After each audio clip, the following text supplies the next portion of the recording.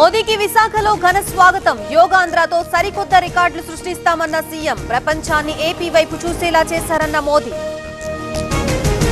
Yoga day కోసం విశాఖలో భారీ ఏర్పాట్లు. వేడుకల్లో పాల్గొంటున్న 11,000 మంది నేవీ సిబ్బంది. లంగర్ వేసిన నౌకల్లోనూ యోగాసనాలు.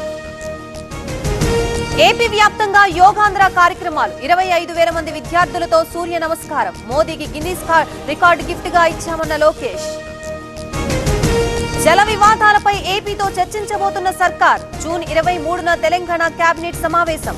బనకచర్లపై చర్చలకి సిద్ధంగా ఉన్నామన్న రేవంత్. తెలంగాణ వాటా 2,918 టీఎంసీలున్నాయి. 1000 టీఎంసీలకే పరిమితం చేయాలని చూస్తున్నారు. రేవంత్ పై హరీష్ రావు విమర్శలు. భద్రకాళి అమ్మవారి బోనాలు తాత్కాలిక వాయిదా. దేవాదాయ శాఖ మంత్రి కొండా సురేఖ ప్రకటన. రాజకీయ విభేదాలతో గొడవలు సృష్టిస్తారని డౌట్. కొండ మురళిపై నాయిని ఆగ్రహం. కామెంట్లపై పరిశీలకుల నియామకం. నివేదికను బట్టి చర్యలుంటాయన్న మహేష్. విశాఖలో కాగ్నిజెంట్ పెట్టుబడులు. 8,000 మందికి ప్రత్యక్షంగా ఉపాధి. కాగ్నిజెంట్ కి స్వాగతం పలుకుతున్నామన్న లోకేష్.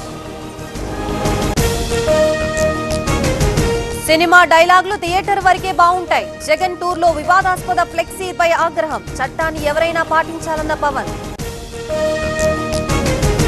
తోకలు కత్తిరించి సున్నం పెడతాం. లోకల్ ఎలక్షన్ తర్వాత రెడ్ బుక్ ఓపెన్ చేస్తా. వైసీపీ నేతలకి గుమ్మనూరు వార్నింగ్. ఎమ్మెల్యేలకి కుర్చీలు వేయడంపై ఆగ్రహం. హాల్ బయట సమావేశం నిర్వహించిన కడప మేయర్. పలు తీర్మానాలకి ఆమోదం. కాంగ్రెస్ నుంచి పోటీ చేసేది గెలిచేది నేనే. జూబ్లీహిల్స్ ఉప ఎన్నికపై అజారుద్దీన్ కీలక వ్యాఖ్యలు. ఈసారి ఖచ్చితంగా గెలుస్తానని ధీమా. నూనె శ్రీధర్ ఇంట్లో 100ల కొద్దీ డాక్యుమెంట్లు. కాళేశ్వరం నుంచి బదిలీ అయినా అక్కడే విధుల నిర్వహణ. ఉన్నతాధికారులకి బినామీ ఉన్నట్లు గుర్తింపు. వరంగల్ జిల్లా కోర్టుకి బాంబు బెదిరింపు. ఎలాంటి బాంబు లేదని తేల్చిన పోలీసులు. గతంలో ఓ కేసులో సీజ్ చేసిన 6 డిటోనేటర్ల గుర్తింపు. భద్రాద్రి కొత్తగూడెం జిల్లాలో పోడు భూమి గొడవ. అధికారులతో గిరిజనులు వాగ్వాదం. విచక్షణ రహితంగా దాడి చేశారని ఆరోపణ. విదేశీ చదువుల్లో ఆర్ఎస్ఎస్ బీజేపీ నేతల పిల్లలు. పేద పిల్లలకి ఉన్నత విద్యని దూరం చేసే కుట్రలు. అమిత్ షా కామెంట్లకి రాహుల్ కౌంటర్.